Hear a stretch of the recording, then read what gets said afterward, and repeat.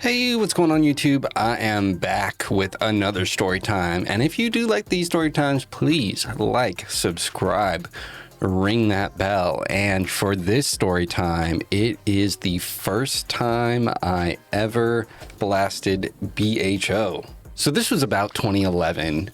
And Dab had been hitting the scene pretty nice on the medical side of things in Colorado Springs, and I'd tried some crumbles, tried some shatter here and there. I mean, it's pretty much all that there was. It was definitely better than a lot of apparently a lot of the rest of the country was dealing with when it came to concentrates like that. But had my, I bought a few grams at that point, but I was aching to try and jump into. I'm like, I kind of want to figure out how to make this stuff. Like, how do you make it? So, I started looking up if, forums, roll it up, all that good stuff. But also YouTube. There was a lot of different YouTube guides. Now, there was a lot of misinformation. There was definitely a lot of just ghetto rigging the process, shall we say, like the whip it technique of just scraping it to air out the butane. I mean, that works, but if it's really quality product, you're gonna want to do something a little more than just whip the butane out of it. So I did a fair amount of research looking at stuff and whatnot, and I didn't want to just go down that route. I knew just from the get-go looking at that, like, there needed to be a more proper technique. And I actually followed, there's a guy on YouTube, Naughties, I think it is. I don't know if he's still on or whatnot. I think a lot of his videos are taken down since, but he did, while there was some misinformation here and there as far as like how he's describing the process, like what to do, that sort of thing, there was a lot of useful practical information in just getting the feet wet of like how it goes, what to do, what's the preferable method. Like I said, most people were just scraping the dish to try and get the butane out. At least that you could actually see they were using like a vacuum chamber and whatnot. So I immediately, like, basically once I had, enough money, me and a buddy actually like threw down money to get. We got, the pump, we got the vacuum chamber, we got the griddle and whatnot, and everything set together. We got the glass tube and whatnot. And this was before you could just buy a glass tube in a head shop. Like, that was not a common thing, to just go out and get a glass tube on there. We ended up having to order it online. I forget if it was from DHgate or not, but I remember having to, like, yeah, I think it was maybe DHgate. Had to wait a while to end up getting it. Old buddy of my brother's and really eventually a buddy of mine hanging out and whatnot, he had a grower buddy who was a caregiver who basically was just like, had a nice like 2-story just suburban household, but his basement carried like some 25 plants. Nah, I would say maybe a little bit less than that. I don't know if it was 25. That's quite a few, but he definitely had a solid number of plants growing. And he had it was blueberry something. It wasn't just like a straight DJ Short blueberry. It was something else. It was like blueberry something. I don't know. Some sort of cross.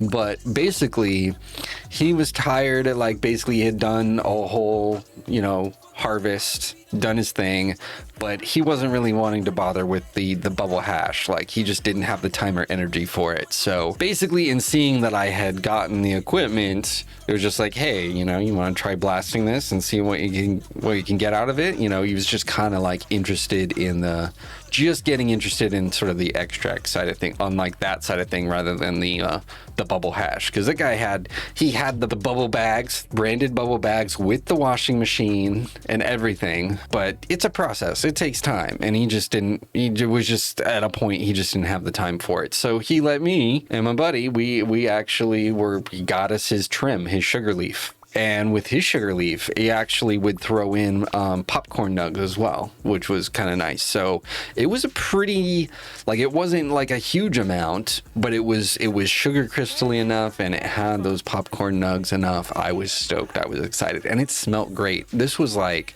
pretty fresh after the harvest and everything whatnot. So this was nicely, like, it was like at the right time to do an extraction, if you were to do an extraction. In this excitement, basically spent all night, didn't get it till the afternoon, was outside, you know, did my thing, made sure I even had my little anti-static wrist strap, was all like paranoid about blasting. And then I go and I press that butane, get it packed in the glass, press that butane through and just hear that shh, and just watching the butane go through and soak through all that sugar leaf and dissolve it all was just like, there was just this sense of excitement and like, oh my God, it's happening. It's happening, watching it go through.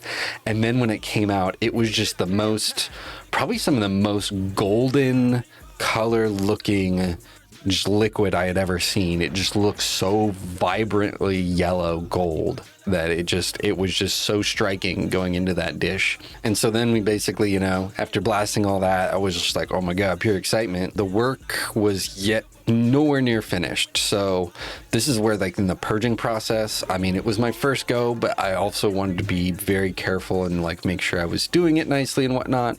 And there's definitely aspects I improved on later. Wasn't half bad because I wasn't willing to do the whole like whip it scraping thing and whatnot. This was some quality flour. I wanted to treat it nicely. So what I basically did is, you know, had it on the griddle and whatnot, letting it get to the point where it's not bubbling anymore from the direct griddle, then threw that into, got that scraped up, and then threw that in onto parchment paper, and then got that into a giant vacuum chamber. Got that in there, got it all pressed, and then just pulling that first muffin, it was like the excitement was all back there. You're like, oh my God, that's so cool. Like, it looked awesome just seeing that muffin build. And then, you know, there's that point like you have to shut it off because otherwise that muffin's gonna just stick and splatter all over the sides, and that's gonna be a pain to get off.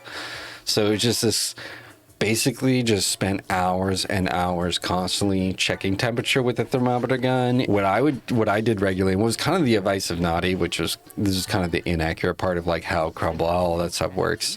So I kind of went through and just like basically would occasionally flip it, move it, you know, just kind of give it a almost like a just like a little like stirring, a little kneading, like dough or something, but like just kind of like smushing and flipping it in the parchment, you know, flatten it back out again and then pulling it, and just doing that every once in a while.